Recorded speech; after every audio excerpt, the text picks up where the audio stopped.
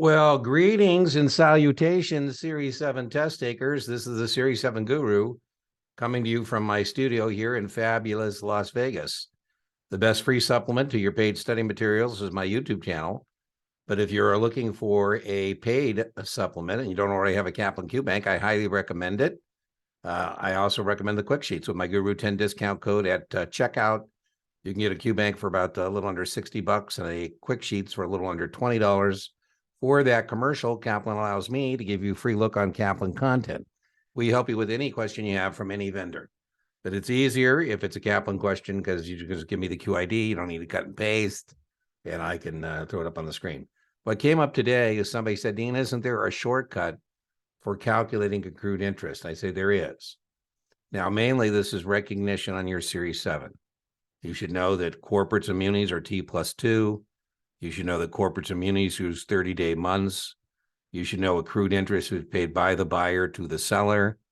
You should know that some bonds trade flat, meaning no calculation of accrued interest. That would be zero coupon bonds, AKA, also known as OIDs. Income or adjustment bonds trade flat. Bonds in default trade flat. So it's mainly recognition. You should know governments are goofy, T+1, actual calendar. But if it is a corporate muni, it's more test prep vendor practice question than actual question. I haven't had anybody on debrief tell me they've actually had to calculate the number of days accrued interest, anything other than test prep vendor questions. But assuming it comes up, I told somebody the other day, I haven't had anybody tell me that in years, and they said they got a question. So, it is what it is. If you want to use the shortcut, what you're going to do is you're going to take settlement date. So in this example, QID 1358941, we purchased the bonds on J&J. That's important.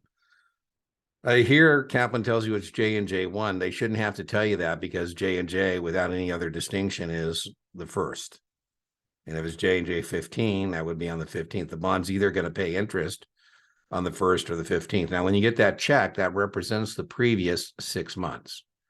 Anyways, the point that's important for us is that it was a regular way transaction.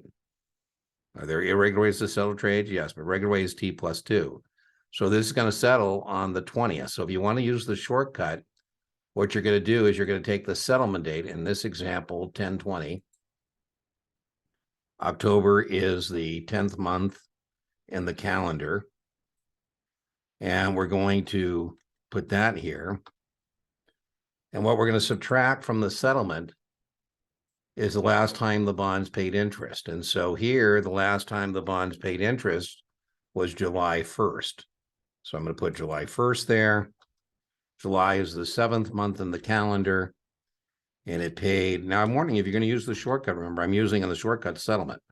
You should definitely know we calculate accrued interest from the dated date, or if it's a new bond, or the last date it paid interest, up to, but not including settlement. But if we're using the shortcut, we are going to use the settlement.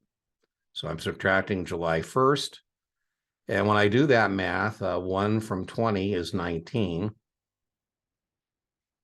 So that's going to be 19 days. And then 7 from 10 is 3. I can't help you with the arithmetic here. And that's 3 months. And you just got to remember that every month has 30 days. And so that's going to end up being 90 days, 3 months at 30 days, plus the 19. And so this answer to this question is going to be 109 days of accrued interest owed by the buyer to the seller. Because remember, I say as the seller on January 1st, you're getting a check that represents the entire 6-month time frame. And you didn't own the bonds for the entire 6-month time frame. I own the bonds for all of July, all of August, all of September, and part of October. And the buyer says, well, Dean, when I get the check, I'll send you your pro rata share. I say, well, no. This is a transaction, not a relationship. Why don't we just right now figure out how many of those days, 180, belong to me? And you say, well, I don't want to do that. I said, well, no, the Uniform Practice Code, standardized practices, says the buyers are going to pay sellers. Again, if we had to do the dollar amount, I haven't anybody had to do that in years, we would take the 6-month payment and divide by 180 days and figure out interest per day. Okay, so that is the shortcut that the test taker asked for. So again, if you want to use the shortcut, what you do is you take settlement in this example, and you subtract the last interest payment date, and that gives you that. And the long method, I call, for lack of imagination, long method would be count July, August, September, October, and up to, but not including settlement. A lot of work. And we get that all done in 190 days. Remember, inch by inch. Series 7 is a cinch, yard by yard. Series 7 is hard, and I'll see you for the next explication request.